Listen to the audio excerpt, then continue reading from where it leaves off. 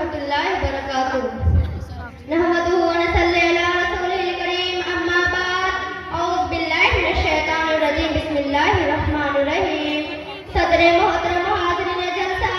میرا موضوع سفر ہندوستان میں مسلمانوں کے حالات ہے موضوع طویل اور دل خراش ہے سمجھ میں نہیں آ رہا ہے کہ میں اپنی بات ہندوستان میں مسلمانوں کے عظمت افزا سے شروع کروں یا 1897 کے علاقہ بغاوت سے آغاز کروں